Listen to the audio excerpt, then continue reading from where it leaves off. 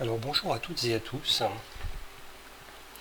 et nous allons débuter un tutoriel avec un nouveau plan de vol assez court. On va voler aux États-Unis et ce plan de vol il a une particularité, c'est la procédure d'approche. C'est un type de procédure que nous n'avons jamais abordé jusque-là.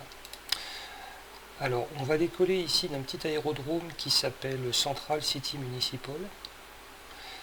Son code c'est le 07K. Et nous allons nous rendre à un aéroport ici, qui est l'aéroport de Columbus municipal, dont le code est COLU, K-O-L-U. Donc deux aéroports assez modestes, dans l'ensemble quand même assez petite taille. Surtout notre aéroport de départ d'ailleurs, qui est un petit terrain. Rien d'extraordinaire, à vrai dire, comme ça à première vue. Et on va ici aller chercher la procédure d'approche, et on va prendre ici une approche sur la piste 14, une approche conventionnelle que nous allons ouvrir. La voici. Alors on va la grossir un peu. Est-ce que vous voyez? En fait c'est la forme un peu particulière de cette approche que nous n'avons jamais vue jusque là. C'est ce qu'on appelle un arc DME. Alors un arc DME, c'est caractérisé comme ça par une trajectoire en forme d'arc de cercle. Alors en mathématiques, un cercle ou un arc de cercle, c'est caractérisé par un centre et un rayon. Et bien un arc DME, c'est exactement la même chose. Vous allez avoir le centre ici, qui est une balise VOR DME, et vous allez avoir une distance par rapport à cette balise, qui vous est donnée justement par votre équipement DME.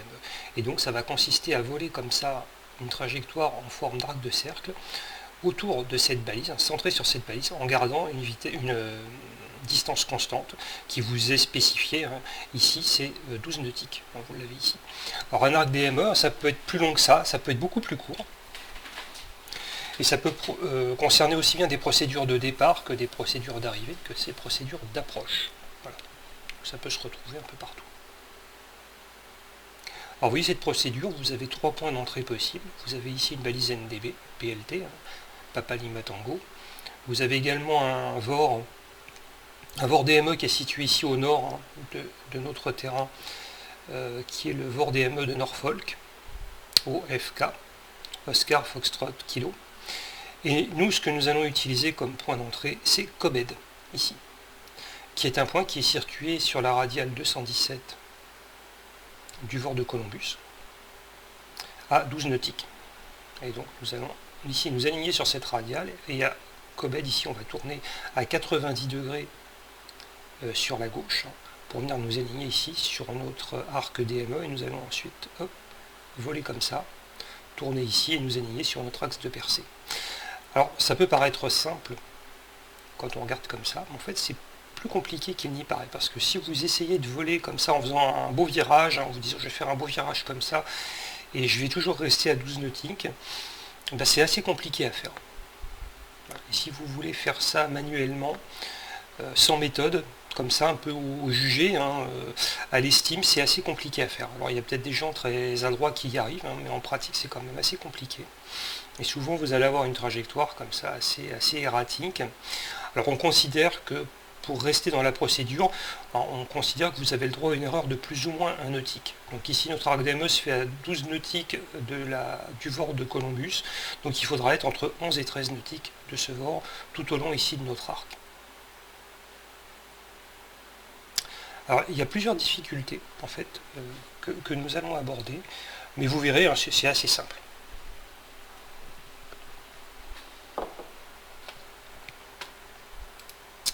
Alors, la première chose, c'est comment ici voler correctement le long de cet arc. On va utiliser une méthode qui est décrite par ailleurs, et je vous ferai quelques remarques personnelles d'ailleurs sur cette technique. On va prendre ici une balise, un VOR DME. Vous voyez, on a tracé un cercle qui représenterait un arc DME comme ça, complet.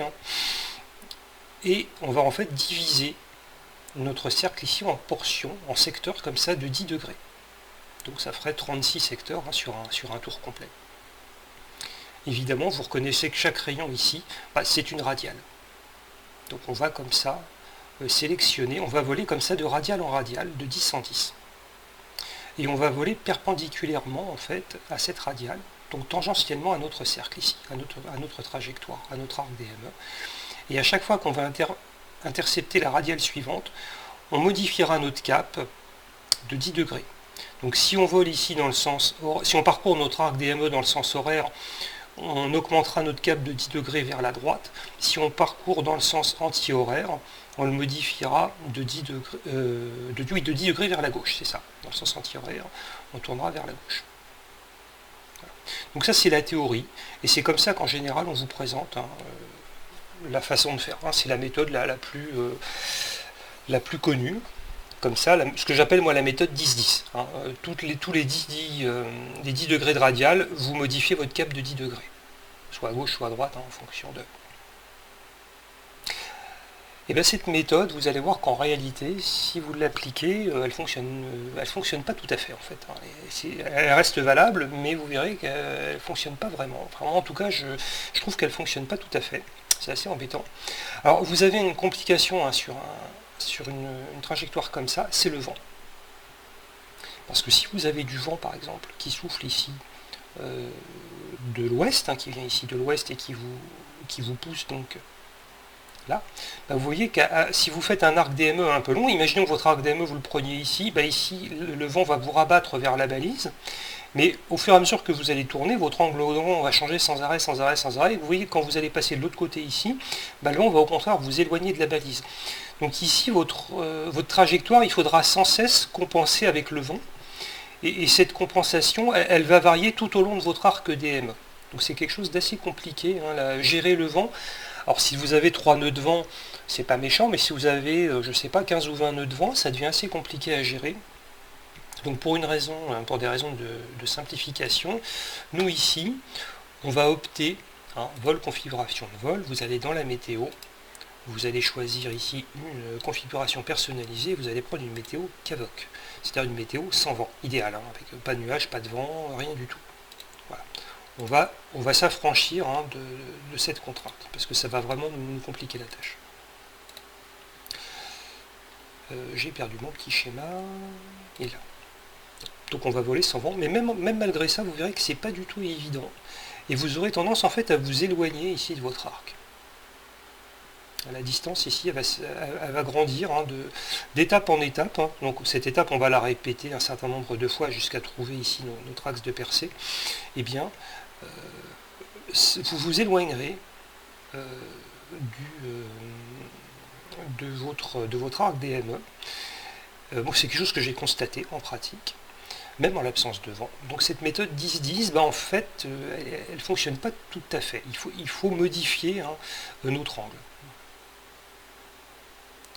Et en fait, j'ai découvert une chose assez curieuse. Alors là, c'est vraiment personnel, je prétends pas... Voilà. J'ai fait une petite construction géométrique ici pour les besoins du tutoriel, et je me suis rendu compte de quelque chose d'assez curieux. Alors vous voyez ici, j'ai agrandi, je dessine pas très bien, mais j'ai agrandi en fait une portion ici de l'arc DME qui nous intéresse.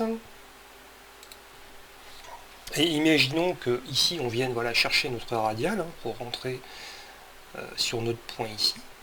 Et là donc on va voler, on va tourner à 90 degrés. Alors c'est une construction théorique, purement géométrique, mais quand même, on va tourner ici et on va venir voler donc perpendiculairement à la radiale ici, jusqu'à intercepter ici la radiale suivante qui se situe donc 10 degrés plus loin.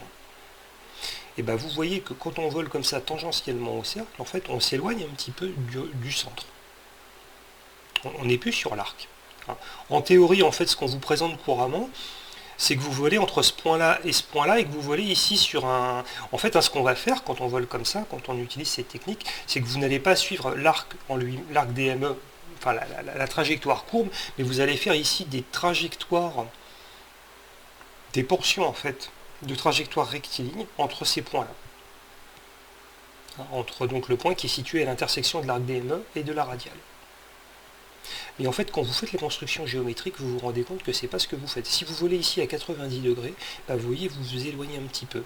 Et à l'étape suivante, cette distance, elle va s'ajouter à chaque fois, à chaque occurrence. à chaque étape comme ça que vous ferez, cette petite distance, comme ça, s'ajouter, s'ajouter, s'ajouter, et vous allez vous éloigner comme ça de manière irrémédiable, sans tenir compte du vent. Hein. Le vent, après, vous pouvez avoir du vent qui va vous pousser dans un sens ou dans l'autre, effectivement, mais là, on parle vraiment de quelque chose de purement théorique. Et bien, vous voyez que cette méthode 10-10, en fait, elle n'est pas tout à fait exacte. Donc ici, ça explique peut-être, moi ce que j'ai constaté, c'est qu'en fait on a tendance à s'éloigner quand on applique cette méthode comme ça. Donc ce que je vous conseillerais de faire, et après bien sûr c'est à adapter en fonction de la situation que vous rencontrerez, c'est ici de garder ce principe de découper votre arc DME en secteur comme ça de 10 degrés, ça on va bien le conserver, on ne va pas changer. Mais ici de non pas changer ici notre cap à chaque fois de 10 degrés, mais on va le changer de 12 degrés. Pour essayer justement de compenser un petit peu cette erreur-là qui nous embête, qui vient s'ajouter à chaque fois. Ça, c'est la première chose.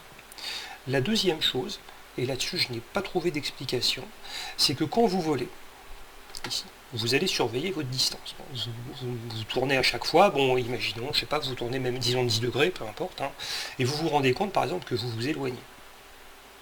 Donc évidemment, si vous vous rendez compte que vous êtes à 12 nautiques, puis que là vous êtes à 12,1, puis 12,3, puis 12,5, à un moment donné, vous allez arriver à 13, et à plus de 13, vous allez sortir de la procédure. Donc évidemment, vous allez être obligé de corriger, et il faut bien sûr corriger assez tôt. Vous allez voir que quand vous allez corriger, il y a une certaine inertie.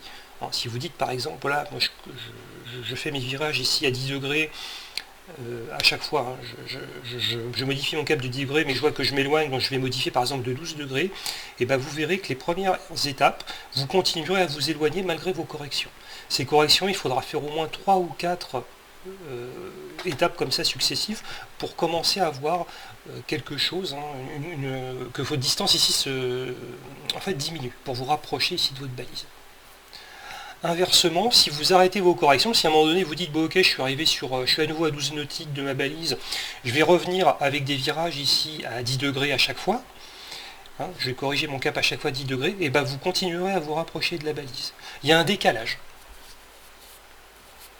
Donc le conseil que je vous donnerais, c'est que dès que vous voyez que vous commencez soit à vous éloigner, soit à vous rapprocher ici de votre balise et que vous sortez un petit peu de l'arc, il faudra corriger tout de suite. Et dès que vous commencez à voir que votre distance diminue ou augmente, que vous revenez ici sur votre arc DME, il faudra soit arrêter vos corrections, soit les atténuer. Parce que sinon le risque après c'est de surcorriger. C'est-à-dire que si vous étiez trop loin, vous allez vous retrouver trop près, ou si vous étiez trop près, vous allez finir par vous retrouver trop loin. Ce qui évidemment n'est pas le but. Donc vous allez avoir une trajectoire un peu comme ça, un peu en sinusoïde, ce qui évidemment n'est pas vraiment le but recherché. Nous, ce qu'on cherche, c'est avoir ici le plus possible des segments de droite, des petits segments comme ça, de trajectoire rectiligne qui collent le plus possible à notre arc ici, à notre arc de cercle. Donc on va assimiler notre arc de cercle à une série de petites trajectoires comme ça, de petits segments de droite. Voilà. Ça c'est l'aspect, disons, théorique de cette méthode. Alors il y a d'autres problèmes qui vont se poser, et on va les voir ensemble. Alors l'autre problème, c'est que quand vous allez arriver ici, donc qu'est-ce qu'on va faire? Nous on va arriver sur la radiale 217 ici, et quand on va arriver à Comed, qui est le point d'entrée, on va tourner. On va tourner à 90 degrés. Si vous faites ça, vous savez bien que ce qui va se passer, c'est qu'ici vous allez arriver à Comed, vous allez arriver à la verticale de ce point, vous allez entamer votre virage à 90 degrés, et bien sûr, qu'est-ce qui va se passer? Vous allez aller plus loin. Donc vous allez être à moins de 12 nautiques. Et plus vous irez vite, plus votre virage ici sera large, et plus vous allez être prêt. Donc vous ne serez pas bien. En sortie de virage ici, vous ne serez pas à 12 nautiques, mais vous serez peut-être à 11,5, 11,2, 11, je ne sais pas, ça dépendra de votre vitesse. Plus votre vitesse sera importante, plus ici votre erreur sera importante. Donc ici, il faut anticiper votre virage. C'est-à-dire que votre virage à 90 degrés, il faudra le prendre avant Comed. En fait, on ne sera jamais à la verticale de Comed. On va arriver comme ça, et on va tourner comme ça, et on va venir mourir en quelque sorte, façon de parler. Mais on va venir ici intercepter notre arc DME, et ensuite on va faire notre vol ici avec nos radiales de 10 en 10.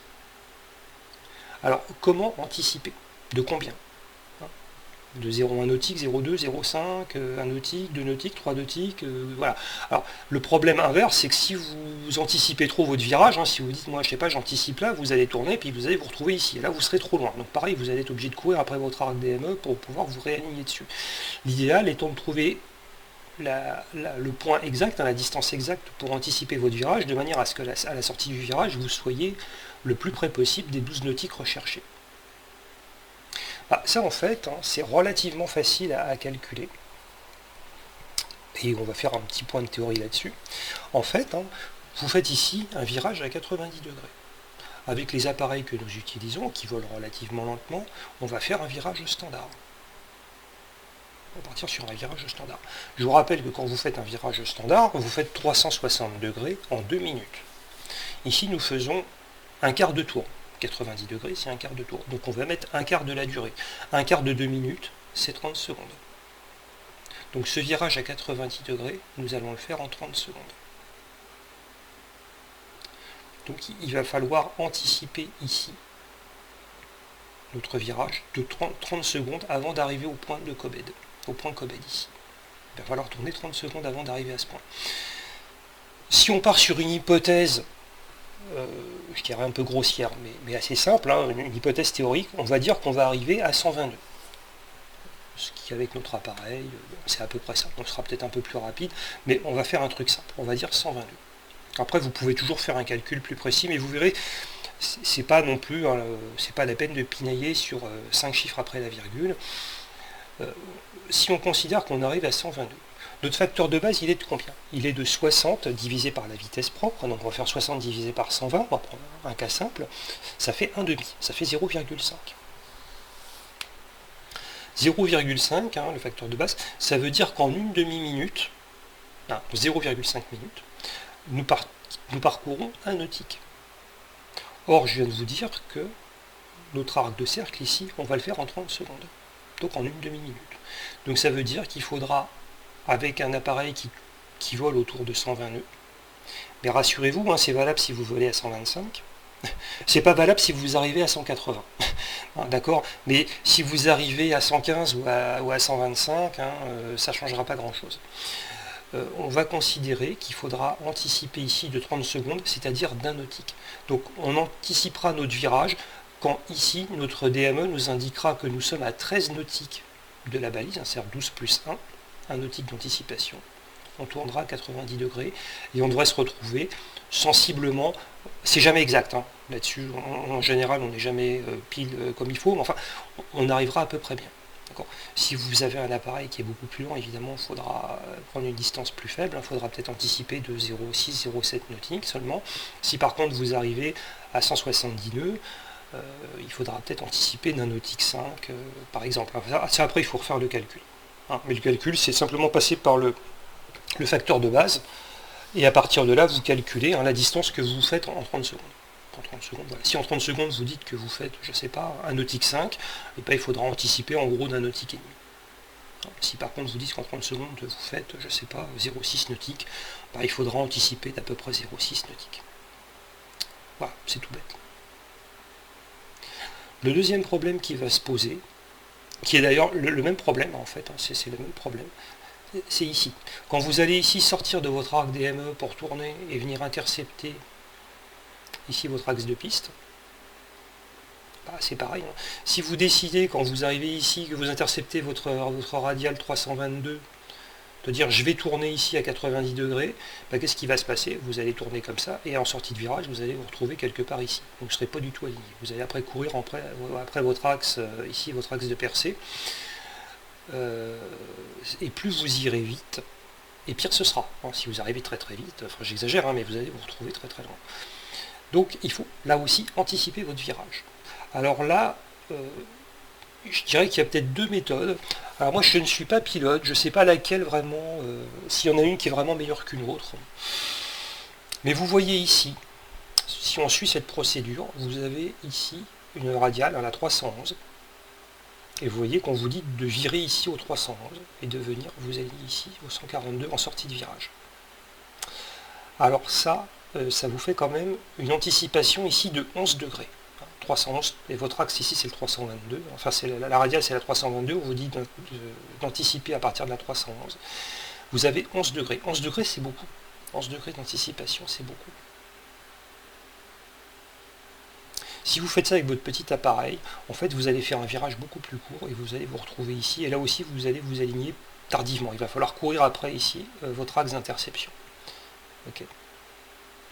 En fait, ça correspondrait à un appareil beaucoup plus rapide que le nôtre. Donc il va pas... Enfin, si vous faites ce choix, si vous dites voilà, moi j'entame mon virage ici, il ne va pas falloir faire un virage standard. Si vous faites un virage standard, vous serez trop court. Bon, après vous pouvez toujours adapter, hein, mais bon, l'idéal ici, en fait, si vous utilisez ce point-là pour commencer votre virage, ce serait de faire un premier virage ici à 45 degrés à droite, de faire une portion ici rectiligne, vous allez stabiliser votre vol en vol rectiligne ici, vous allez continuer votre cap sans tourner. Et quand vous allez commencer à intercepter ici votre axe de percée, vous allez finir votre virage. Vous allez faire un virage en 2 temps. Première partie, première moitié du virage, vous volez ici hop en ligne droite, et quand vous commencez à intercepter votre axe ici, eh bien hop, vous finissez votre virage et vous ajustez en fait votre trajectoire pour venir vous aligner. Voilà, on peut le faire en 2 temps. Cette problématique-là, vous la rencontrerez sur d'autres procédures. Comme ça, vous avez des virages à faire. Et on va regarder celle-ci. Alors ici, c'est sur Beauvais, hein, une procédure sur l'aéroport de Beauvais. Hop, hop, hop. Alors là, c'est très bien sur Beauvais. Qu'est-ce qu'ils ont fait? Ici, vous voyez, vous arrivez ici, vous avez un hippodrome, hein, vous arrivez au 131, vous passez à la verticale ici du VOR de Beauvais, et là on vous dit, bah, soit vous tournez au 108, et vous faites ça et vous venez vous aligner ici, en finale, soit vous tournez au 101, bah, vous avez 2 trajectoires possibles. Et vous voyez que vous avez des indications de vitesse. Alors ici, sur cette trajectoire avec un virage plus serré, on vous dit que ça correspond si votre vitesse indiquée elle est inférieure à 140 nœuds. La trajectoire ici extérieure avec un virage plus large, on vous dit que c'est pour une vitesse ici comprise entre 140 et 200 nœuds et qu'il ne faudra pas dépasser 200 nœuds. Ça veut dire quoi? Bah, c'est une évidence. Ça veut dire que plus vous volez vite et plus votre virage sera large, et plus vous volez doucement, plus votre virage sera serré.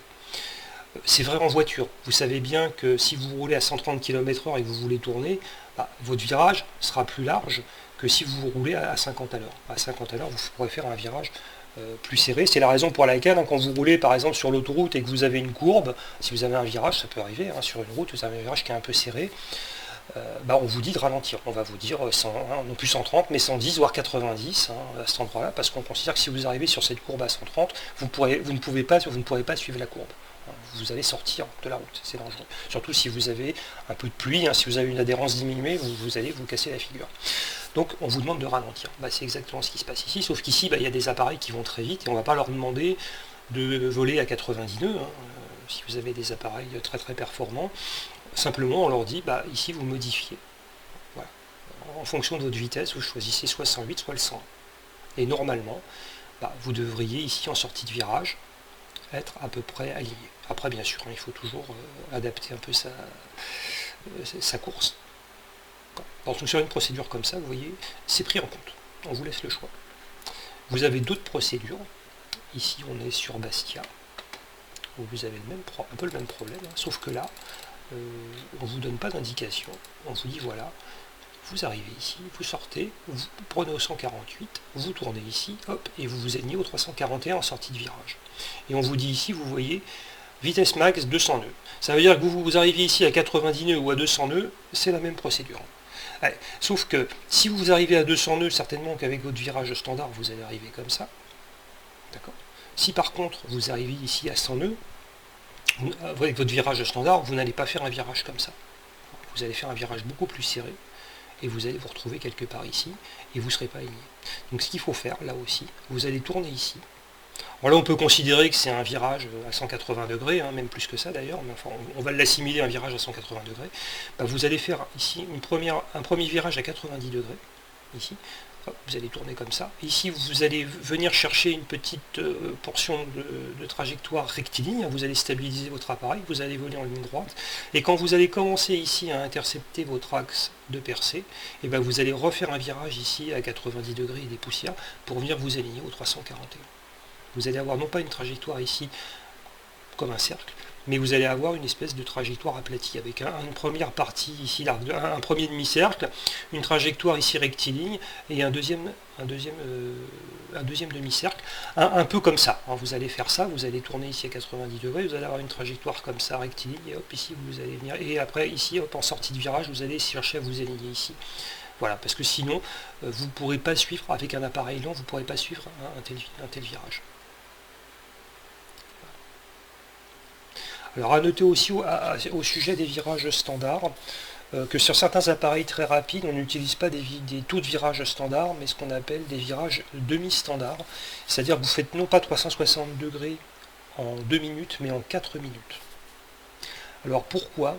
Parce que ces appareils vont tellement vite qu'il faudrait en fait les incliner beaucoup. Parce qu'en fait, qu'est-ce qui fait tourner votre avion? C'est quand vous l'inclinez sur le côté, c'est quand il s'incline. Et plus vous voulez faire un virage serré, plus il faut l'incliner. Avec des appareils très rapides, on arriverait à des taux d'inclinaison. Je crois que pour les vols commerciaux, il me semble que si je dis pas de bêtises, il y a peut-être des gens qui corrigeront, parce que je connais pas trop ces trucs-là, mais enfin, je crois que c'est 30 degrés. On ne peut pas excéder, il me semble, un taux de virage, une inclinaison de 30 degrés. C'est pour le confort des passagers. Si vous arrivez dans un avion et que le pilote vous fait faire des loopings et des montées en chandelle et des choses très désagréables, vous fait faire de la voltige, je pense que vous prendrez une autre compagnie la prochaine fois. Évidemment, pour le confort des passagers, on ne va pas les faire valdinguer dans tous les sens, on ne va pas vouloir qu'ils s'encaissent des jets dans la paillasse à chaque virage, donc on limite certaines choses. Il y a des appareils en voltige, des appareils militaires, etc., qui peuvent encaisser évidemment des manœuvres très brutales. Et les pilotes sont entraînés et sont formés pour ça. Les braves gens qui partent en voyage pour partir en vacances, évidemment, ils ne font pas de la voltige. Ils veulent quand même un certain confort. C'est comme quand vous êtes dans un bus, que vous êtes debout, que vous vous agrippez à la barre, et puis que vous avez un chauffeur qui va trop vite, qui freine d'un coup, qui accélère d'un coup, qui tourne comme une brute. Bon, c'est vrai que c'est pas très agréable. Bon, voilà. Bon, c'est un peu le principe. Donc, on modifie, on adapte évidemment les procédures et les taux de virage pour les gros appareils qui vont très vite. Voilà. À ce propos, je crois qu'on fait une approximation, je crois que c'est 15%, on estime le taux de virage, enfin l'inclinaison de votre appareil, je crois qu'on l'estime à peu près à 15% de votre vitesse. C'est-à-dire que si vous volez un virage standard, je crois que c'est 15% de votre vitesse. Donc si vous volez à 100 nœuds, ça doit être une inclinaison à 15 degrés. Si vous volez à 200 nœuds, ça fait du 30 degrés, si vous voulez à plus de 200 nœuds, vous êtes à plus de 30 degrés. Donc normalement, à plus de 200 nœuds. D'ailleurs, vous voyez ici, ces 200 nœuds-là, c'est peut-être dû à ça. Parce que vous voyez, je pense que 15% de 200 nœuds, ça ferait une inclinaison ici sur un virage standard à 30 degrés. Et je pense que pour un appareil commercial, c'est le maximum. C'est peut-être bien pour ça d'ailleurs, ici, cette limite à 200 nœuds. Voilà, on est sorti de notre contexte, c'est juste une petite remarque que je vous fais. On va fermer ces procédures, on n'en a pas besoin ici. On va revenir ici à notre procédure. Voilà, donc ici on arrive, on anticipe d'un nautique, on tourne, tac tac tac, on fait de 10 en 10. Ici on anticipe, alors on a vu qu'on pouvait anticiper comme ça. Ici, en prenant à la 311, on fait une première partie de virage, on voit en ligne droite qu'on intercepte à peu près, on commence à intercepter notre radial et on finit notre virage. C'est une façon de faire. Il y a une autre méthode que moi je vais utiliser. C'est une méthode où on utilise une formule qui s'appelle 20 sur T. C'est pour anticiper un virage à 90 degrés. Alors, 20 sur T, c'est une formule un petit peu... C'est un truc qu'on utilise pour trouver ici notre radial, pour anticiper notre virage. T, ça représente le temps à la balise. Alors, le temps à la balise, qu'est-ce que c'est? C'est le temps que mettrait votre appareil pour voler de là où vous vous trouvez à la balise. Comme ici on est à 12 nautiques, on est sur un arc ici avec 12 nautiques, et bien c'est le temps que mettrait votre appareil pour parcourir ces 12 nautiques qui le séparent de la balise. Comme on a considéré qu'on faisait à peu près du 120 nœuds, avec un facteur de base de 0,5, le temps à la balise, c'est la distance multipliée par le facteur de base, 6 fois 0,5, ou 6 divisé par 2, ça fait 6 minutes. C'est un temps donné en minutes. Bon. Si vous avez un facteur de base de 0,4, c'est 12 fois 0,4, ce qui doit faire 5 minutes. Si je compte bien, environ 5 minutes. Ça fait autour de 5 minutes. Voilà. Donc ici, on va considérer que notre temps à la balise il est de 6 minutes. Donc 20 sur t, ça fait 20 divisé par 6, ça fait 3,3 et des poussières. Hein. Donc on va arrondir ça à 4 degrés. Hein. On va arrondir ça à 4 degrés. Donc nous ici, on va anticiper notre virage 4 degrés avant d'intercepter ici cette radiale. Donc vous voyez ici, il faut intercepter la 322. Eh bien, on commencera notre virage à la 318. Vous voyez, on est loin de ce 311 quand même. Hein. On va tourner plus tard avec notre petit appareil. Et là, par contre, on va faire un virage standard, et en sortie de virage, on devrait être plus ou moins bien. Là encore, hein, on n'est jamais pile sur notre trajectoire. Il faut toujours corriger un peu, mais on ne sera pas trop mal. Voilà. Quelques petites choses supplémentaires sur cette procédure. Ici, notre arc qui se fait à 4200 pieds, hein, donc on descendra à 4200 sur cette portion-là. Ici, on tournera, hop, et vous voyez que vous avez ici votre FAF, hein, le point final qui s'appelle Curuy. Il faudra être à 2800 pieds. Donc ici 4002, ici quand on va s'aligner, on descendra assez rapidement à 2800 pieds, de manière à être à la bonne altitude ici. Et ensuite, une fois qu'on passera ce point-là, on entamera notre descente à 3 degrés, c'est-à-dire 5%. Vous notez au passage que c'est une approche log DME sur la piste 14, c'est donc une approche de non-précision. Un log DME, il n'y a pas de guidage vertical. Ce n'est pas une approche ILS, attention. Et sur cette procédure-là, on va utiliser deux balises. Premièrement, le VOR de Columbus, au 111 décimal 80, qui va nous servir en fait sur la quasi-totalité en fait de la procédure, qui va ici servir à nous donner les indications de distance. Il va nous servir de DME. Il va nous donner également ici les radiales de 10 en 10, hein, qui va permettre ici à chaque fois de modifier notre cap. Donc on va l'utiliser jusque là. Et ici ensuite, quand on va arriver là sur notre axe de percée, par contre, pour nous diriger, on va utiliser le LOC, hein, le localiseur, qui est une balise, c'est un peu comme une balise ILS, hein, mais qui ne donne pas de données de guidage vertical. Ça donne juste un guidage horizontal, ça permet juste de s'aligner, et c'est très précis. Alors, le LOC est plus précis qu'un VOR classique. Et cette balise ici, donc elle a une fréquence de 109 décimal 10. Donc quand on va s'aligner ici, on activera hein, cette fréquence pour pouvoir nous aligner avec précision sur l'axe de piste. Par contre, pour avoir les informations de distance ici, 4,7, 3,6, etc., ce n'est pas le localiseur qui nous les donnera, mais ce sera le VOR DME. Hein, donc sur cette phase-là, on utilisera ces deux balises. Le VOR de Columbus pour la distance, pour le DME, et le localiseur pour l'alignement ici, horizontal, hein, qui va permettre de nous aligner sur l'axe de piste. Voilà, ça c'est important. Ici, ce que vous avez là, je l'ai découvert il n'y a pas très longtemps, c'est en fait l'approche interrompue. L'approche interrompue, c'est au cas où vous êtes obligé d'interrompre votre approche, bah, vous voyez, vous avez cette trajectoire en pointillé. On vous dit ici d'aller vous diriger hop, comme ça, hein, et de revenir. Et bien en fait, on vous l'explique ici avec des petits symboles. On vous dit de monter sur l'axe de piste à 3500 pieds. À 3500 pieds, ensuite, vous tournez en direction de Olu, hein, donc du VOR de Columbus, jusqu'à 4000 pieds. Voilà. C'est ça. Donc ça résume à votre approche interrompue. Ici, vous avez des minima. Alors, vous avez les catégories d'appareils, A, B, C, D, c'est en fonction de votre vitesse. Nous, on est lent, hein, on est en catégorie A.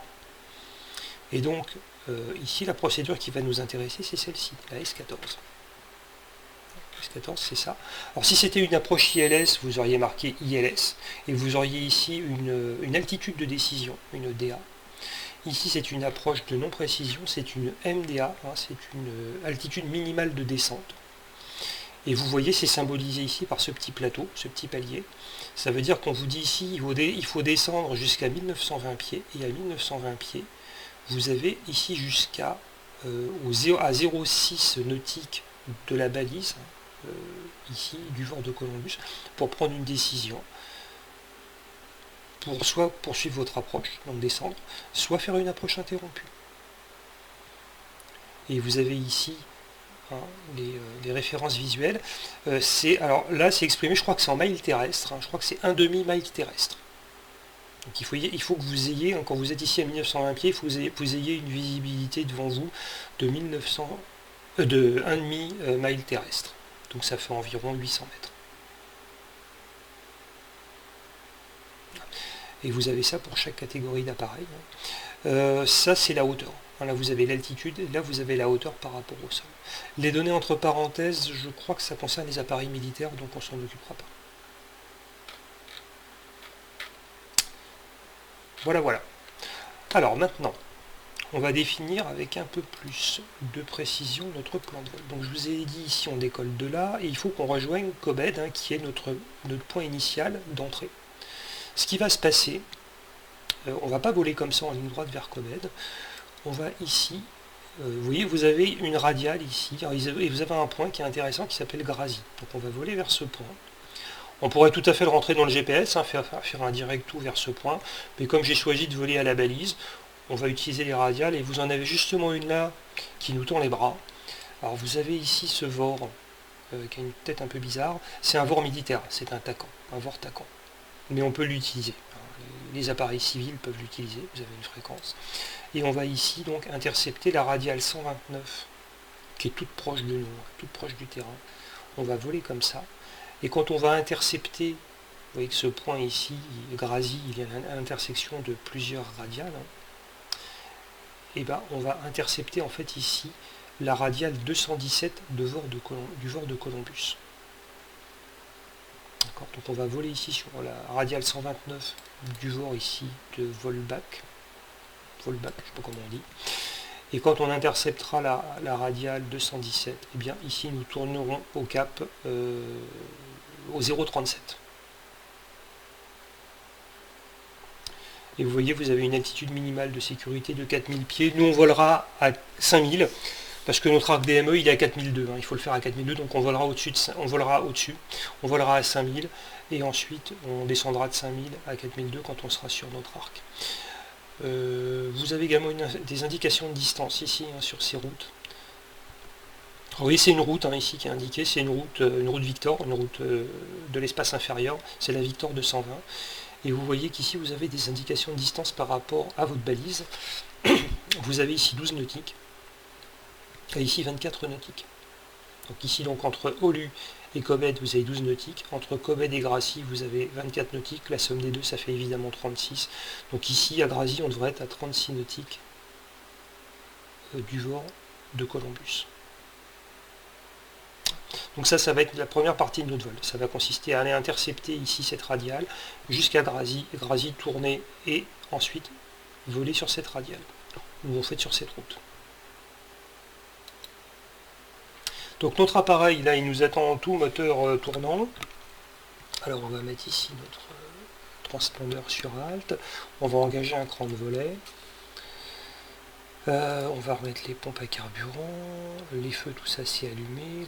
L'avionique, hop, tout est bon. Alors comme on s'est mis aux conditions standards, on s'est mis en météo Cavoc. Le calage ici altimétrique, c'est le calage standard, hein, c'est 29,92. Voilà, on n'a pas besoin de se casser la tête avec ça.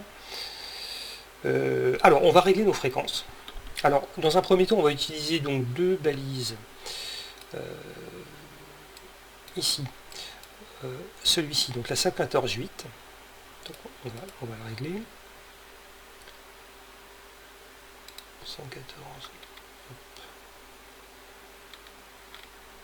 8. On va mettre ici en fréquence active. Vous voyez, on capte. Hein. Et ce qui va nous intéresser, c'est d'attraper la radiale 129. Donc tout de suite, on va régler ici 129. Alors,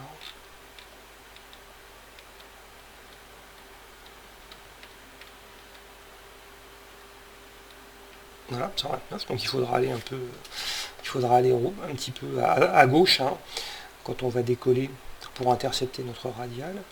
Et on a une deuxième radiale qui nous intéresse, hein, c'est la radiale 217 du VOR de Columbus. Alors le VOR de Columbus, on va régler également tout de suite la fréquence. Elle est ici, c'est la 111 décimale 80. Donc on va la régler en nav2. Et on va la régler aussi ici, parce qu'on va l'utiliser après. On va déjà l'enregistrer là aussi. 111,80 en nav2. Hop, et on va la mettre en fréquence active. Vous voyez, on capte. Et nous, ce qu'on va chercher, c'est la radiale 217. Donc il va falloir ici régler cette radiale. Voilà. Et là, on est bien. Et ce qui va nous intéresser aussi, c'est les distances, hein, les données DME. Donc là, la première distance qui va nous intéresser, c'est par rapport à la nav2, hein, c'est par rapport au VOR de Columbus, puisque quand on sera à Grasy, il faudra être à 36 nautiques. Donc on va ici basculer notre DME sur la nav2. Et ici, vous voyez, on est environ 38 nautiques. Voilà. Le trim idéo neutre. Le flaps, on va les fermer un petit peu. On va décoller. Voilà, bah, tout est bien. Allez. On desserre les freins. Et on va monter à 5000 pieds. Hein.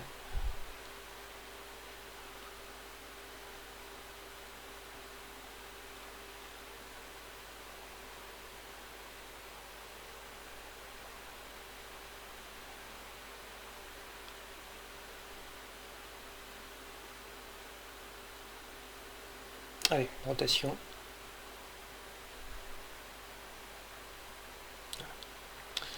Le vario est positif, hein, on rentre le train. Voilà. On se maintient à peu près dans l'axe de piste. On va le monter tranquillement. Alors là, on va réduire un petit peu nos gaz et nos RPM. Voilà. On va le monter tranquillement. On va pas le monter trop vite quand même. On va monter autour de 2002. Hein. Hop. Voilà, 2002. On rentre notre rang de volet. Il va piquer un peu. C'est pas grave. Et on va tourner pour aller ici intercepter notre radiale tout de suite. On va tourner au cap 100.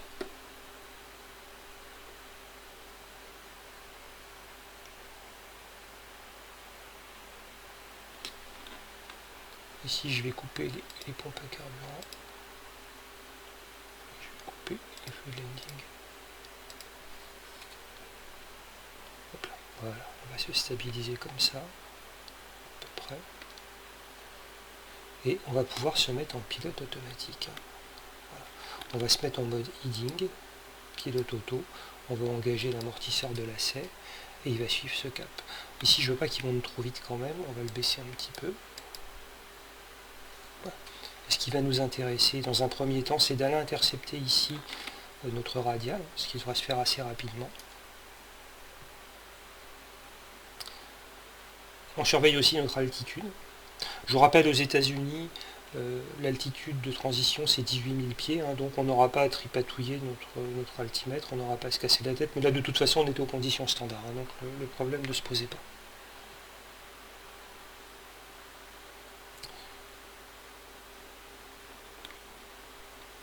Vous voyez, on commence à s'aligner, hein, sur notre radiale, on va un petit peu infléchir notre cap. On arrive à 4000 pieds. Ici, on est quasiment aligné. Allez, on finit de s'aligner sur la radiale qui nous intéresse, qui doit être la 129, je crois. Et on surveille ici. Vous voyez ici, hein, voilà, l'aiguille du VOR de Columbus va se centrer petit à petit. On est à 36,3 nautiques. Quand elle sera centrée, je me mets en pause, hein, qu'on soit bien clair sur notre plan de vol. Ici on est là, on a volé comme ça, ici on est là, et on se rapproche de cette radiale là. Quand on sera à cette radiale là, ici, hop, on tournera.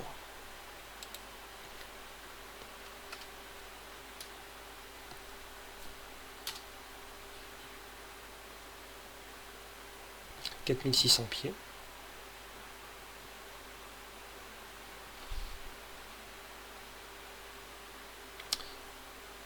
On arrive à 4008.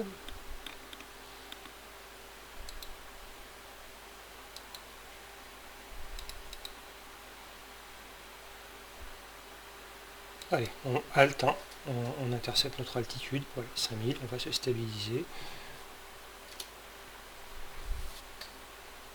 On surveille ici ça et surtout ça. Et là, vous voyez, il faudra ici, tout de suite aller tourner au 0,37 hein, pour rester aligné sur cette radiale et sur cette route.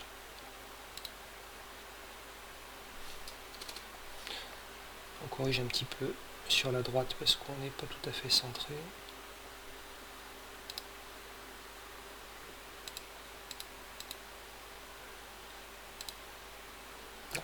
Là, ici, vous voyez, hein, on est quasiment centré, donc on va tourner à gauche au 0,37. Voilà.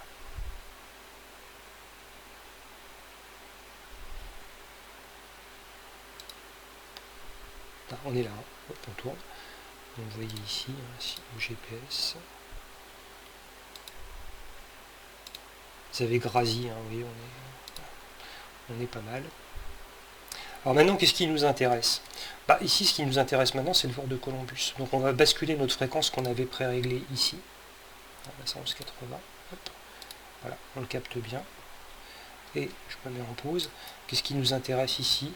Bah, c'est d'aller voler directement ici hein, sur la 217 ou directement vers la 0,37. Hein. Donc on va ici hop, directement la fiche, je dis pas de bêtises, hein. Oui c'est bien la 217, donc c'est la radiale ici 217 qui va nous intéresser. Alors en fait ici on peut mettre 0,37 hein, pour être en tout.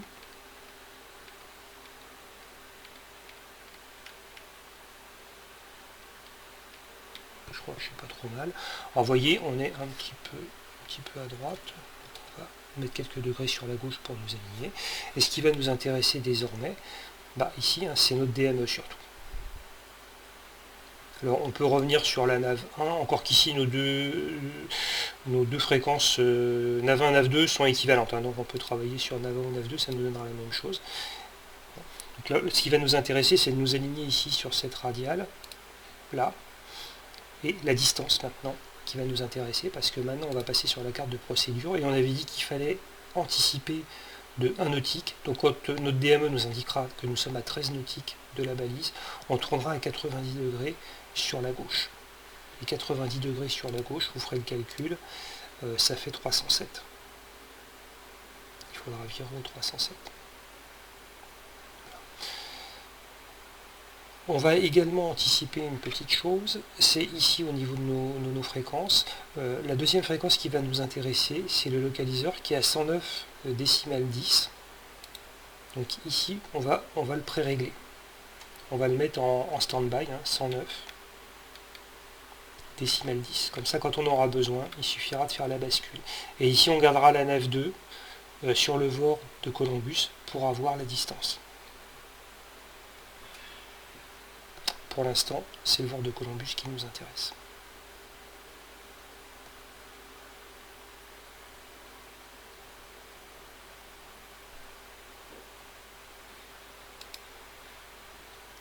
Alors, il y a un truc que j'ai pas fait aussi, c'est un petit peu régler mes... Voilà, enfin, on va régler un petit peu. Voilà, on va diminuer un peu ici notre pression d'admission. On va se mettre autour de 20 pouces, c'est suffisant. Et on va se mettre à peu près à 2200 tours minute. Et on va également s'intéresser au mélange. On va appauvrir un peu le mélange.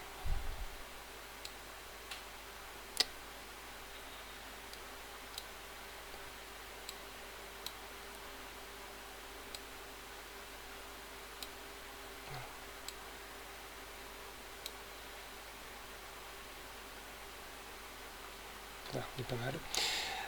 À noter que c'est vrai que sur mes vols précédents, je ne l'ai pas forcément fait.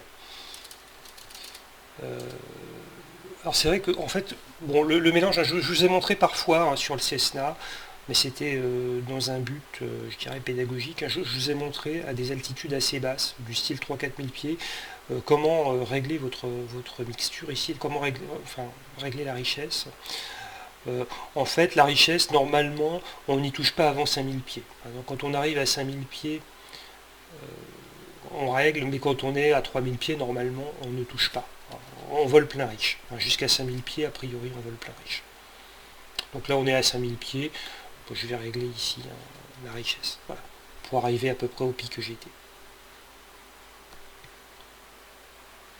On a environ 24 nautiques de notre balise. On vole à 160 nœuds. 170 nœuds ground speed, vitesse sol. On va corriger un peu notre cap pour rester aligné. Et vous voyez ici, votre BME, il vous dit qu'on est à 23, quelque chose du VOR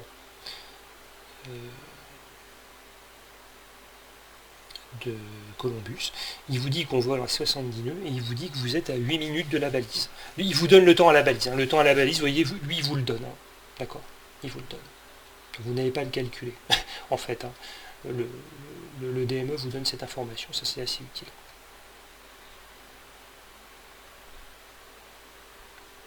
Vous allez vous amuser à calculer des facteurs de base, etc., etc. Le temps à la balise, il est directement, vous l'avez en lecture ici. Même avec une avionique comme ça, qui est quand même assez rustique, je dirais qu'elle est assez ancienne, vous avez ces informations-là. Le GPS vous donne également la ground speed qui était là, ici, la vitesse sol.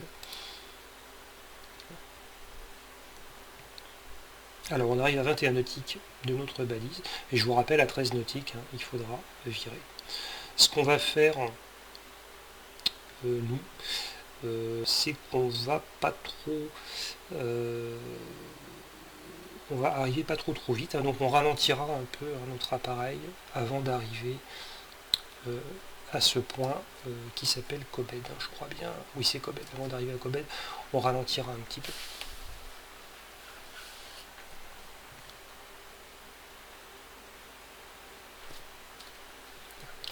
Sur la carte, on peut ici s'amuser à regarder un peu ce qu'on a fait.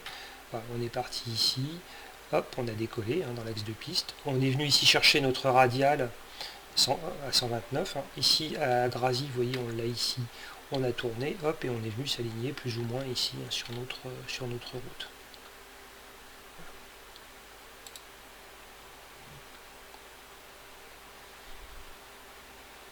18 nautiques.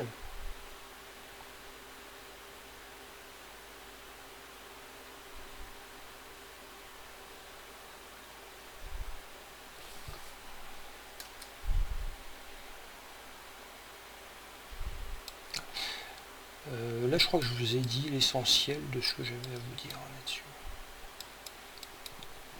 En haut, bien sûr, vous retrouvez toujours le cartouche avec toutes les informations, les fréquences, la fréquence du log, les informations, etc. Nous, on ne va pas s'y intéresser puisqu'on est en météo CAVOC, donc on n'a pas de mauvaise surprise à attendre.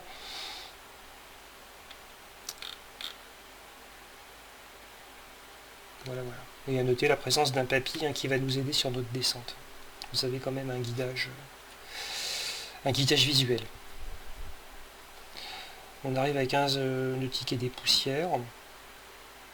Donc ce qu'on va faire, on va ralentir un peu notre appareil. Donc on va réduire ici notre pression d'admission autour de 18 pouces. Je ne veux pas arriver trop vite sur cette procédure.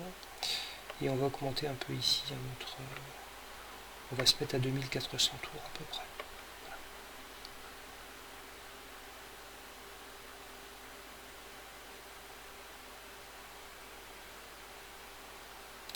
Et ici notre point il apparaît sur le GPS aussi.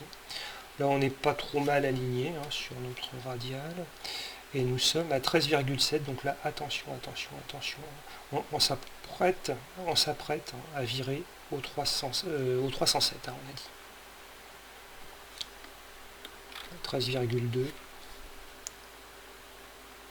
Allez, hop, au 307.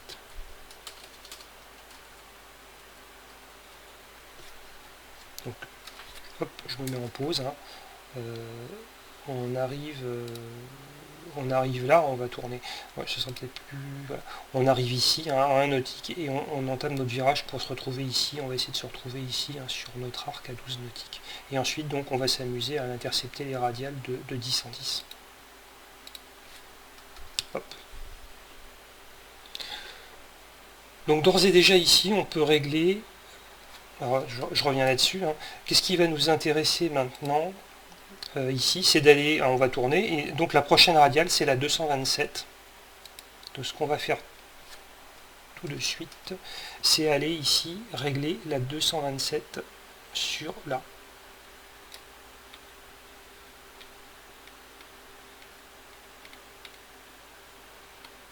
Voilà. Okay. Je stabilise. Hop. Donc là, je me mets en pause. Hein. On est ici à angle droit. Voilà.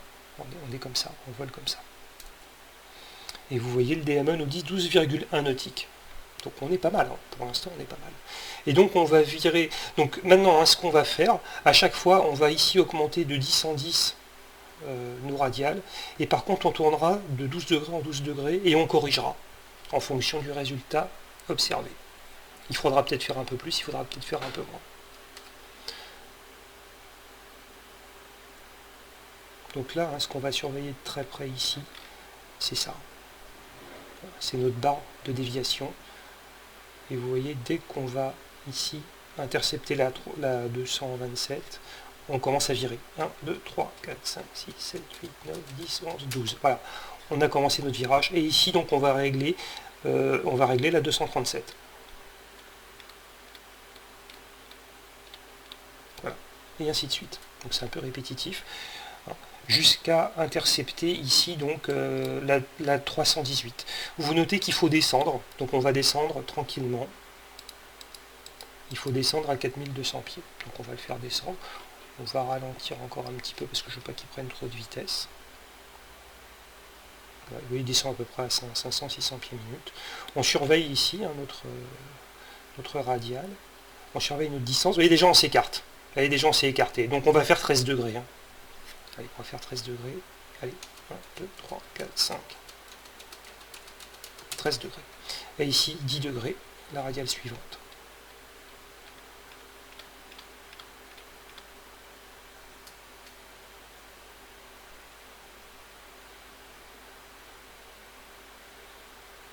On surveille notre altitude aussi.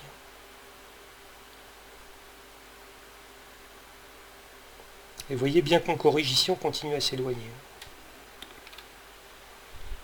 On va à nouveau faire un virage à 13 degrés quand on sera aligné.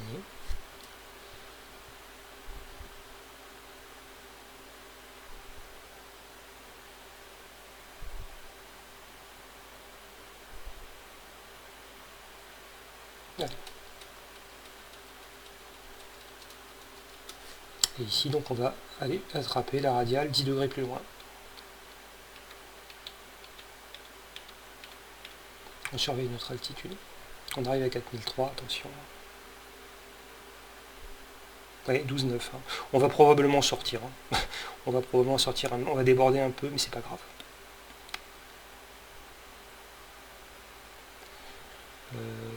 Là, on va stabiliser notre altitude. Hop, à 4002. Ici, on va encore virer de 13 degrés. À droite. Attention, attention.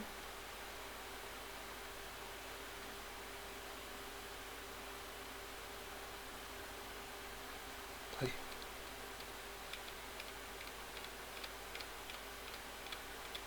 Vous voyez, on est à 13 nautiques, hein, on est limite.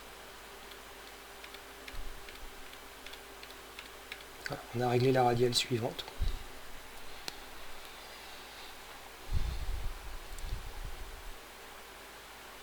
Alors ici, on va répéter ça. Hein. Donc voilà, c'est un peu répétitif, hein, jusqu'à la 318. Hein. Donc attention à ne pas se tromper. Ah ça y est, vous voyez, on n'est pas sorti, on est resté limite. On a été jusqu'à 13, hein, mais on est resté limite. Donc maintenant on va se rapprocher hein, en fait. Donc on va continuer encore de corriger un peu. Attention, attention. Allez hop là. 1, 2, 3. 13. Ici, 10. Voilà.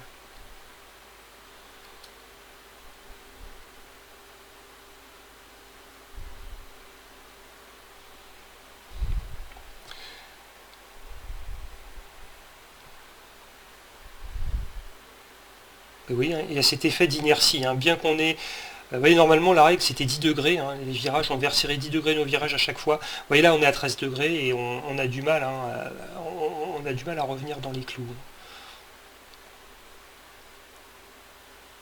Allez, attention, attention. Attention, mesdames et messieurs. Allez, 13 degrés. Et ici, 10.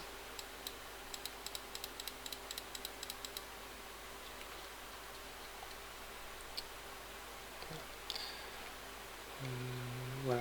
On se rapproche, mine de rien, hein, de notre... ici, de notre point tournant, hein, qui est sur la radiale 318. Hein, donc attention, attention. On ne peut pas laisser passer ça.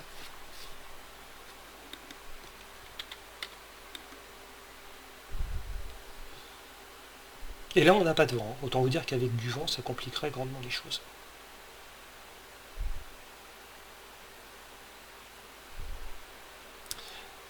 On se rapproche, hein, 12, 6. Donc on va faire que 12 degrés maintenant de correction. Allez, notre virage. Allez, 12. Parce qu'après on risque de trop corriger. Là, la radiale suivante, 10 degrés.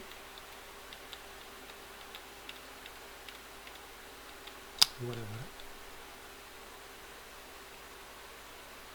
Et vous voyez, on est à 12,4 là. Donc on n'est pas si mal que ça. Alors je me mets en pause, on va regarder ici notre carte, on va regarder un peu ce qu'on a fait. Hein. Donc ici on est parti de notre aéroport, j'ai tout perdu. Voilà. On est parti ici de notre aéroport de départ. Hop, on est venu s'aligner ici plus ou moins sur la radiale ici jusqu'à Kobed. Vous voyez, avant Kobed on a tourné, ce qui nous a permis d'être pas trop mal ici en sortie de virage. Vous voyez, on n'a pas été à la verticale de Kobed, hein, parce que sinon on serait allé ici plus loin. Et là, vous voyez, on fait un arc. Alors, bon, vu de loin, hein, ça a à peu près la tête d'un arc de cercle. Bon, vu de plus près, c'est un peu bosselé, effectivement. Alors, un GPS avec le pilote auto vous fera un truc super propre. Hein. Mais vous voyez ici, hein, c'est des petites portions comme ça de trajectoire rectiligne. Et ici, on va jusqu'à ici intercepter notre axe de percée. Et là, hop, on va tourner. Et hop là, on va descendre. Donc, vous voyez, on est assez propre hein, quand même. On est assez propre. Allez, j'enlève la pause. C'est pour vous montrer un peu comment ça se fait.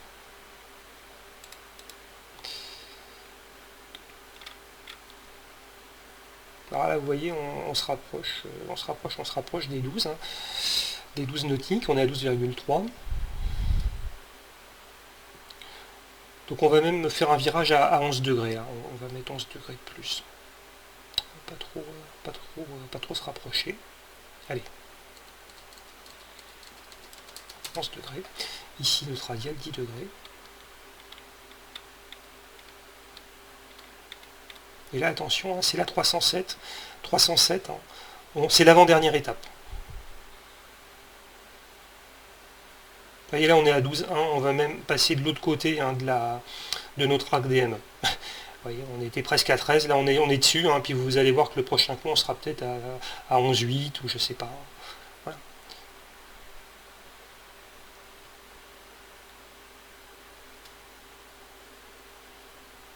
On va réduire notre vitesse ici, on va se mettre à 15 pouces de pression d'admission, on va réduire un peu notre vitesse et on va augmenter ici nos RPM autour de 2006-2007. Je veux ralentir. Alors, hop, pause. Pourquoi pause? Là, si je fais, on est sur la radiale 307. Le prochain coup, ça va être la 317. Alors, vous voyez, celle qui nous intéresse. On a dit qu'on anticipait à la 318. Donc là, ce qu'on va faire, on va pas faire 317, mais on va faire 318 directement. D'accord. Donc là, 1, 2, 3, 4, 5, 6, 7, 8, 9, 10, 11. Et là, on va faire la 318. 1, 2, 3, 4, 5, 6, 7, 8, 9, 10, 11.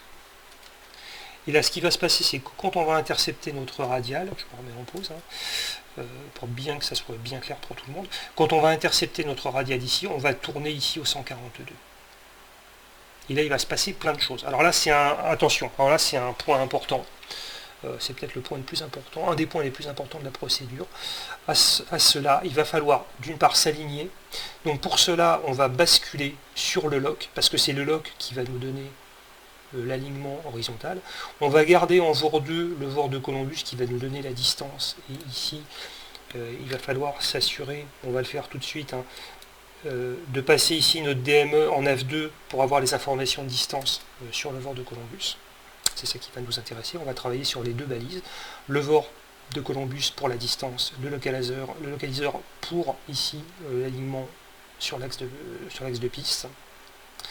Mais il va falloir aussi descendre, parce qu'on a vu que ici, il fallait être à 2008 à Turhuy, et Turhuy il est à 4,7 hein, de la balise de Columbus, du VOR de Columbus. Donc il va falloir s'aligner, il va falloir régler notre vitesse, il va falloir s'apprêter à descendre. Il va falloir faire plein de choses en même temps. Hein. Donc attention, attention. Et d'ailleurs, ce qu'on va peut-être faire ici, c'est qu'on va déjà commencer à faire quelques petites choses, comme allumer les pompes à carburant, allumer les feux de landing, allumer les feux de taxi, couper la synchro d'hélice, couper ici l'amortisseur de lacet, ce sera fait. Pas se prendre la tête avec ça. Et ici, donc, on va tourner au 142 dès qu'on sera aligné. C'est la première chose à faire. C'est la chose la plus importante, c'est venir s'aligner. Okay. Attention, attention.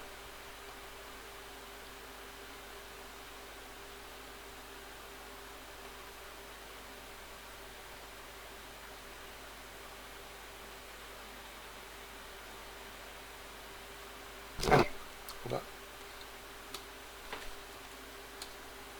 142, d'accord. On va faire ici la bascule de fréquence. Toc. Allez, hop, on capte ici le lock. Et on va venir ici donc aligner ça au 142, évidemment, puisque c'est ça qui va nous donner maintenant l'indication.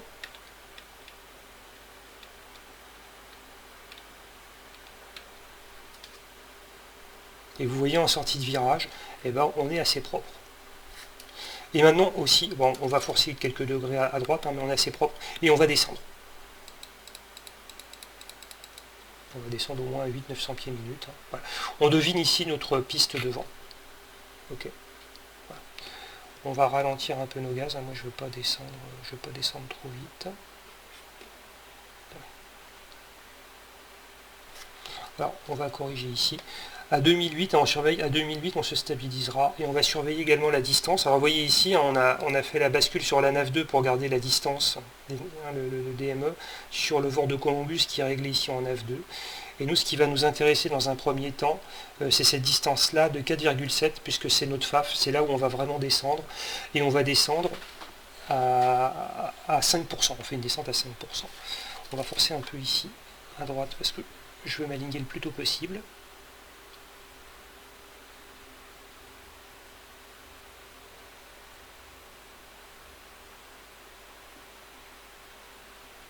On surveille notre altitude, hein, 3007.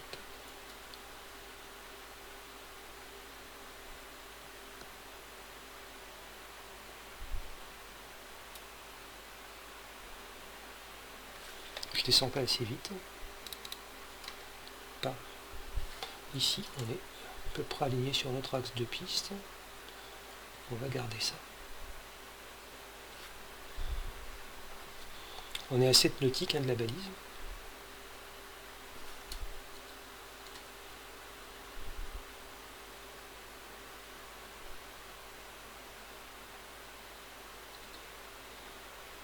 Donc on surveille bien aussi ça.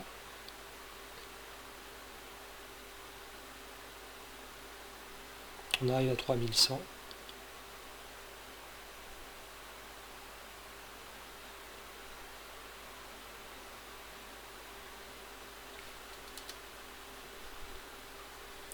$3000.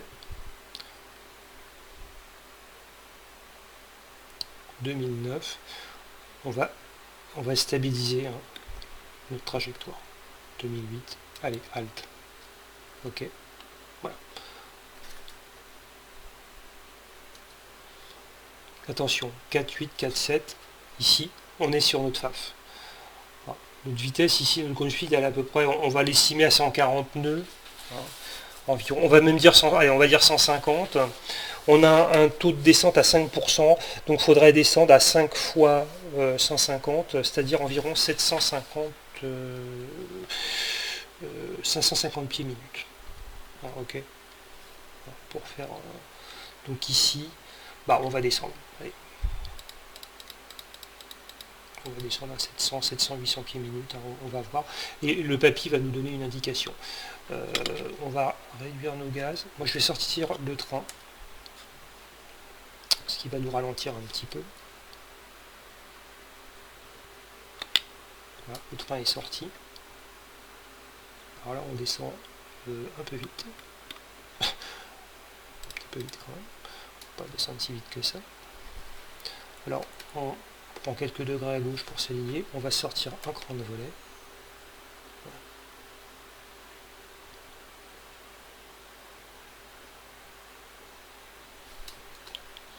Donc le papier, là, je le vois, il me dit que je suis un petit peu haut. Mais bon, comme j'ai fait un peu de yo-yo quand j'ai sorti mes volets, on va lui mettre un petit cran en descente supplémentaire. Ici, je suis plus aligné sur ma piste. On a une ligne de haute tension devant nous, attention. Là, le papy me dit que je suis bien. Donc, voilà, c'est un peu capricieux. Je suis pas du tout aligné, par contre, ça va pas. Vous voyez, il y a beaucoup de choses à faire hein, sur cette portion de trajectoire. Le papy me dit que je suis trop bas. Donc ici, hop, je monte.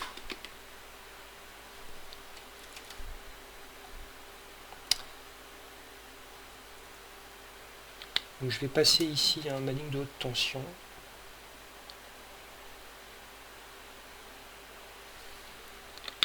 Attention, je passe pas très... Le papier me dit que je suis bien. Ce que je vais faire maintenant, je vais mettre un deuxième cran de volet, je désactive le pilote auto et je vais finir à la main. Ok, je réduis tranquillement les gaz. Je vais me poser un petit peu long, mais c'est pas bien grave.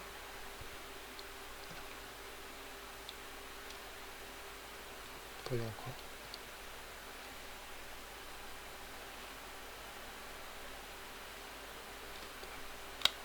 Et on freine. On rentre les volets.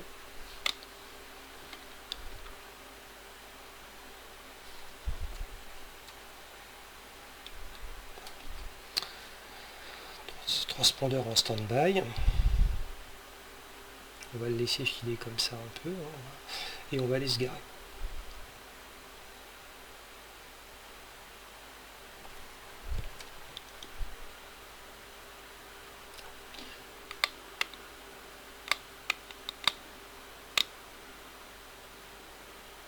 On tourne ici. On a un point d'arrêt. Jeter un coup d'œil ici. Là, je vais tourner hop à gauche et le parking va être ensuite normalement sur la droite. Voilà, on voit les constructions, là tous les hangars. On va aller tranquillement au parking. Voilà. Bon, on a été pas trop mauvais. Allez, j'espère que vous ferez mieux que moi. C'est pas évident hein, à faire hein, ce type de procédure avec un appareil comme ça, avec une avionique un peu rustique comme ça. Bon, il faut... voilà. Avec un appareil équipé en G1000, c'est plus facile. Hein.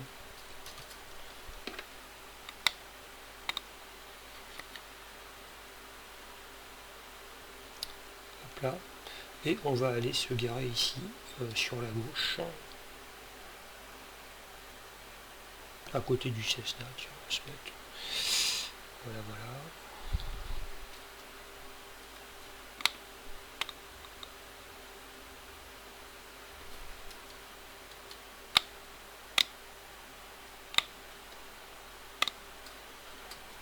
Allez, hop. Voilà, on va...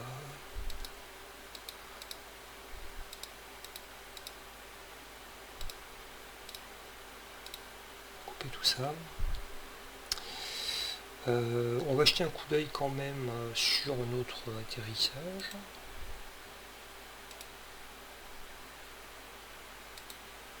J'étais un petit peu hésitant sur la finale.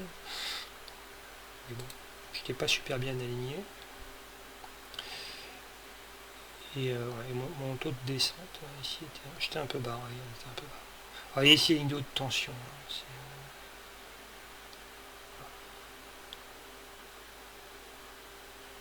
J'aurais aimé faire un truc un peu plus propre, mais bon.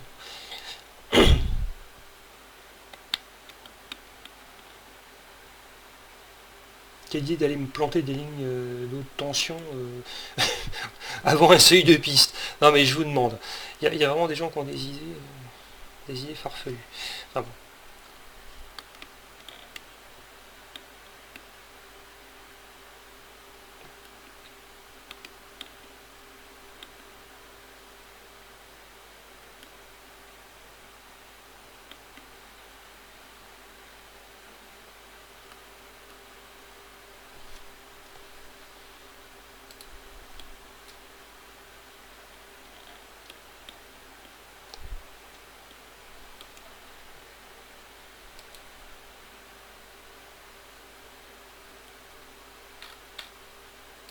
Voilà, bon là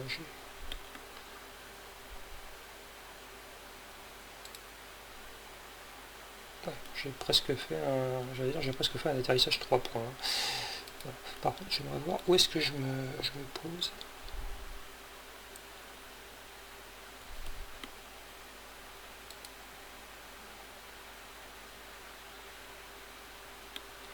Voilà, c'est bon, c'est vraiment posé en début de piste, il n'y a pas de problème. Non, bah voilà, bon, donc c'est une approche voilà, qui est pas trop moche. C'est pas évident à faire, il y a beaucoup de choses à voir dans une approche comme ça, donc c'est assez compliqué. Je dirais que ça s'adresse pas vraiment aux débutants. Je vous conseille pas. Tiens, j'avais pas ramené mes manettes plein riche, mais enfin bon. Donc soyez quand même prudent quand vous abordez ce type d'approche. Si vous êtes vraiment tout débutant, ça fait beaucoup de choses. Ça fait beaucoup de choses à connaître et à comprendre. Donc attendez peut-être de progresser un peu plus sur d'autres procédures. Et quand vous maîtriserez à peu près bien, vous pouvez tout à fait envisager ce type d'arc. Un arc DME, ça se rencontre pas sur toutes les procédures, la plupart des procédures n'ont pas ce type d'approche, mais néanmoins, quand vous rencontrerez ce type de carte, ne soyez pas complètement perdu en vous disant oh là là, qu'est-ce que c'est que ce truc, voilà, ça se vole. Voilà. Vous avez remarqué aussi ici, par rapport à ces petites remarques que je vous ai faites, on n'a pas tourné à 10 degrés à chaque fois, on a fait 12-13 à chaque fois, et encore on n'était pas toujours dans les clous. Vous voyez, après ça c'est mon expérience personnelle, je ne sais pas si ma construction ici elle est juste, si elle est juste, ça permettrait de comprendre pourquoi on s'éloigne. Mais voilà, après il y a peut-être des pilotes, des gens plus expérimentés que moi qui rebondiront là-dessus, qui nous donneront peut-être quelques petits trucs. Voilà. En tout cas, d'un côté, disons, vous trouverez, si vous faites des recherches, vous trouverez, je pense, cette façon de décrire qui vous dit ici, on interprète les radiales de 10 en 10 et on tourne ici à chaque fois de 10 degrés, mais vous verrez que dans la réalité, pour moi, ça ne fonctionne pas très bien. Il faut corriger davantage. Voilà. Encore une fois, pas de vent. Mettez-vous une météo sans vent, parce que si vous vous amusez avec du vent sur une procédure comme ça, vous allez vraiment galérer.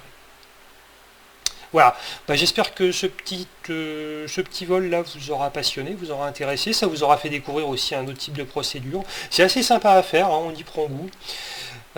Si j'ai une procédure peut-être à vous conseiller, alors si vraiment ça vous intéresse, si vous aimez ce type de procédure, vous avez ici l'aéroport de Roland-Garros, FME,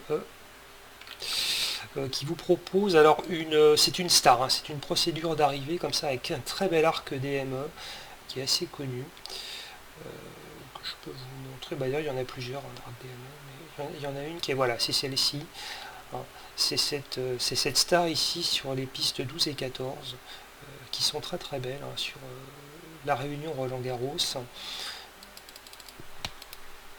et que je vous recommande de faire peut-être, voilà, ce bas de 4E ici, qui est assez connu. C'est une approche très bien à faire. C'est un vol que vous pouvez faire entre l'île Maurice et la Réunion. Et vous arrivez ici par le point qui s'appelle Sobat et vous tournez. C'est un classique, et vous arrivez comme ça.